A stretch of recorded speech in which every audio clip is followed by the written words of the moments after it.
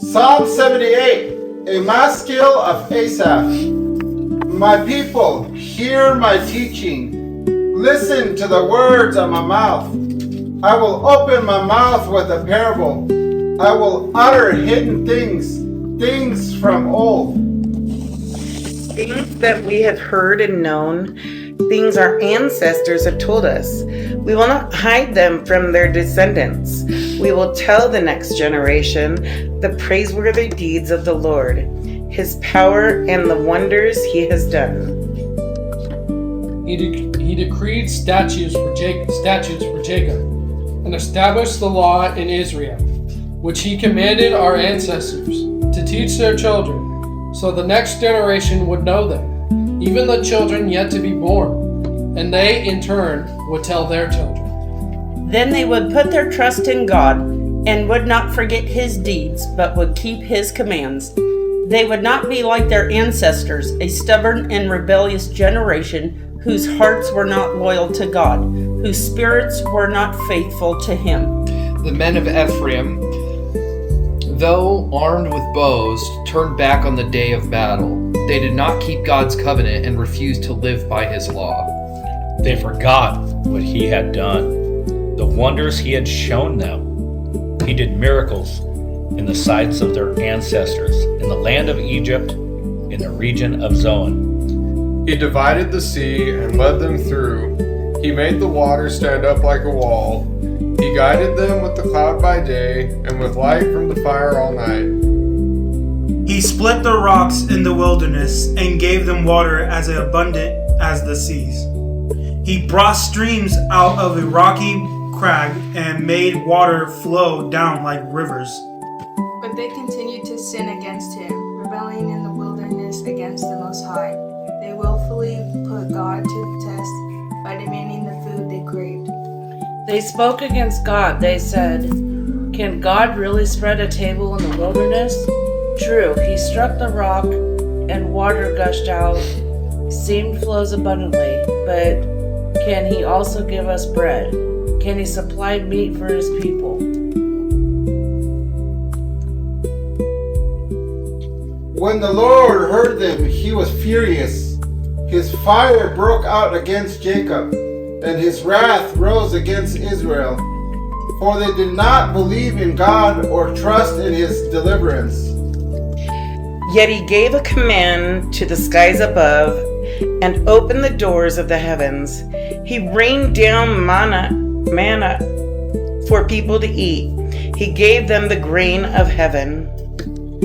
Human beings ate the bread of angels. He sent them all the food they could eat.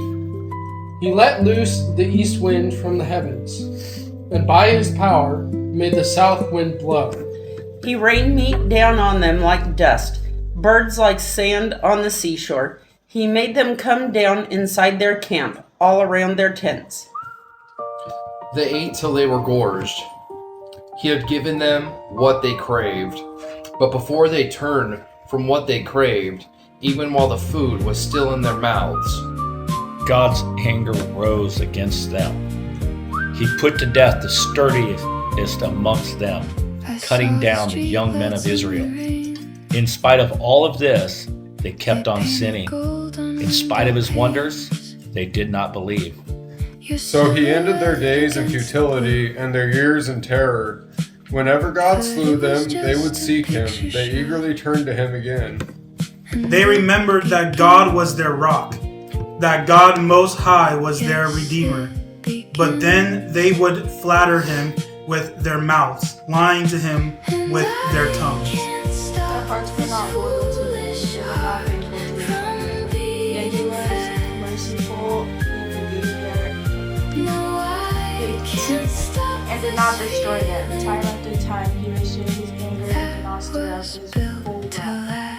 He remembered that they were but flesh and passing breeze that does not return. How often they rebelled against him in the wilderness and grieved him in the wasteland. Again and again they put God to the test. They vexed the Holy One of Israel. They did not remember his power, the day he redeemed them from the oppressor. The day he displayed his signs in Egypt, his wonders in the region of Zon. He turned their river into blood. They could not drink from their streams. He sent swarms of flies that devoured them, and frogs that devastated them. He gave their crops to the grasshopper, their produce to the locust. He destroyed their vines with hail, and their sycamore figs with sleet. He gave over their cattle to the hail, their livestock to bolts of lightning. He unleashed against them his hot anger, his wrath, indignation, and hostility. A band of destroying angels. He prepared a path for his anger. He did not spare them from death, but gave them over to the plague. He struck down all the firstborn of Egypt, the first fruits of manhood in the tents of Ham. He brought his people out like a flock. He led them like sheep through the wilderness.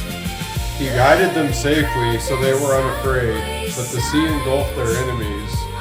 And so he brought them to the border of his holy land, to the hill country his right hand had taken. He drove out nations before them and allotted their lands to them as an inheritance. He settled the tribes of Israel in their homes, but they put God to the test and rebelled against the Most High. They did not keep his status.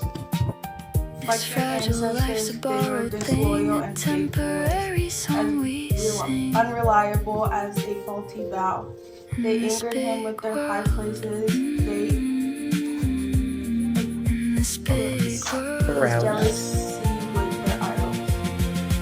When God heard them, he was furious. He rejected Israel completely.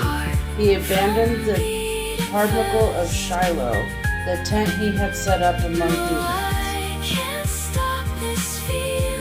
He sent the ark of his might into captivity, his splendor into the hands of the enemy. He gave his people over to the sword. He was furious with his inheritance. Fire consumed their young men, and their young women had no wedding songs. Their priests were put to the sword, and their widows could not weep. Then the Lord awoke from his sleep, as a warrior wakes from the stupor of wine. He beat back his enemies. He put them to everlasting shame. Then he rejected the tents of Joseph. He did not choose the tribe of Ephraim, but he chose the tribe of Judah, Mount Zion, which he loved. He built a sanctuary like the heights, like the earth that he established forever. He chose David his servant and took him from the sheep pens. From tending the sheep, he brought him to be the shepherd of his people, Jacob, of Israel his inheritance. And David shepherded them with integrity of heart. With skillful hands he led them.